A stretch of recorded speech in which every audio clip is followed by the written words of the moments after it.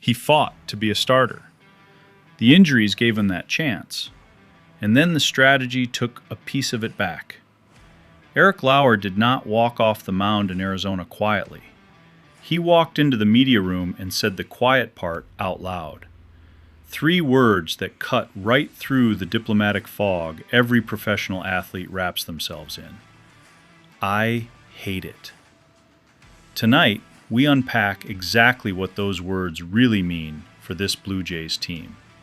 Hello, Jays Nation. Welcome to Jays Quick News, your go-to spot for the latest Toronto Blue Jays updates. We are back with a story that blends pitching controversy with real human drama. And today, Eric Lauer handed us the material himself. After Friday's 6-3 loss to the Arizona Diamondbacks, the veteran lefty said exactly what he was thinking, and what he said opens a bigger conversation this team urgently needs to have. Are the Blue Jays making the right tactical call, or creating internal friction they simply cannot afford right now? Hit subscribe and ring that notification bell if you are new here. Let's get into it. Friday night at Chase Field did not go according to plan. Instead of handing Lauer the ball from pitch 1, manager John Schneider deployed right-hander Braden Fisher as an opener. And in fairness, that decision had real merit. Fisher has been one of Toronto's best arms in 2026. Just 1 earned run allowed across 9.2 innings this season, 12 strikeouts, and only 1 walk. He worked a clean first inning before handing things over to Lauer in the second. Through 3 frames, Lauer held Arizona scoreless, and Toronto grabbed a 1-0 lead heading into the 4th. Then, Nolan Arenado, now in his first season with the Diamondbacks after arriving from St. Louis in January of this year, crushed a solo home run to tie the game. 2 more runs followed in the 5th from Corbin Carroll and Jose Fernandez, putting Arizona ahead for good. Lauer answered with a scoreless 6th inning, showing the competitor that lives inside him. But the deficit held. The final line?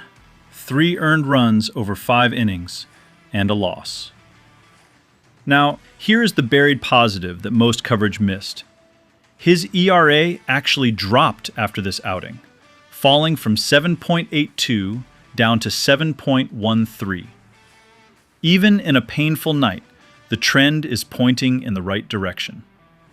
And Lauer made sure nobody had to guess how he felt about the strategy that framed it.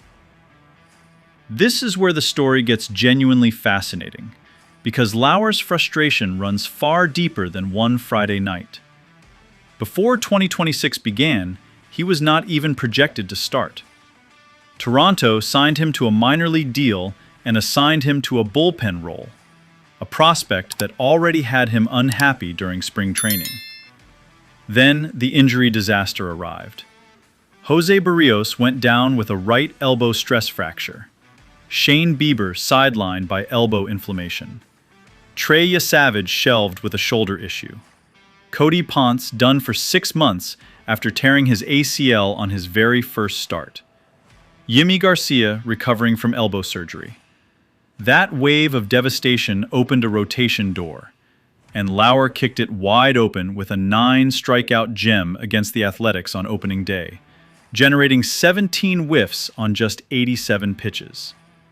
So now consider what the opener strategy truly means from his perspective. He battled into a role nobody gave him. He pushed through illness.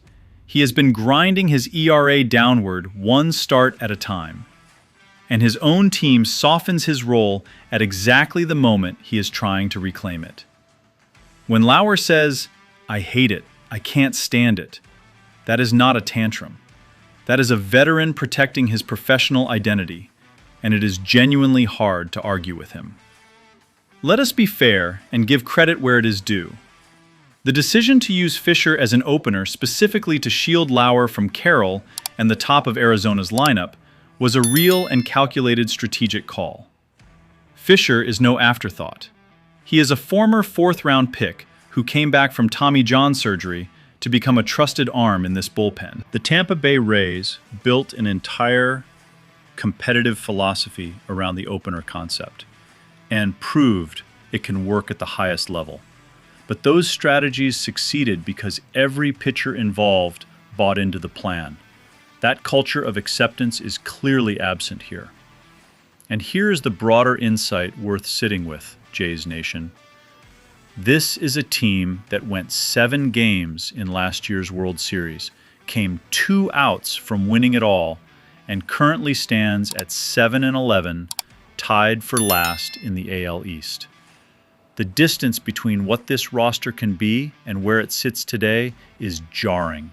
A team that proud, that close to a championship, cannot afford internal tension layered on top of external losses. If Toronto stays on schedule, Lauer's next start comes Wednesday against the Los Angeles Angels, and that matchup carries genuine opportunity. The Angels do not field one of the league's more threatening lineups, giving Lowour a realistic window to push his ERA even lower and rebuild the rhythm that made his opening day performance so promising. The scoreless 6th against Arizona already told us that the real Lowour is still in there. The key question is whether Schneider sends him out from pitch 1 or reaches back for the opener again. Given how publicly and directly Lowour challenged the strategy after Friday's game, repeating it immediately would be a bold and potentially costly message to send inside that clubhouse. Here is the optimistic read that deserves airtime. A coaching staff willing to experiment creatively to protect a struggling veteran is a staff that believes in that pitcher. That belief is a foundation. The solution is not abandoning the creative thinking. It is pairing it with better communication so the pitcher walks to the mound informed, prepared, and with full ownership of his performance. Eric Lauer said what many pitchers think but rarely say out loud. And this Blue Jays team must decide whether to listen, adjust, and move forward together. His ERA is trending down. Fisher is pitching like a genuine weapon, and a roster that was 2 outs from a World Series title just 5 months ago has every ingredient to turn this around. Jays Nation, should Schneider give Lowour the ball alone against the Angels on Wednesday? Drop your take in the comments. We read every single one. Hit that like button, subscribe to Jays Quick News, and turn on notifications so you never miss a story. We will see you in the next one. Let's go, Jays!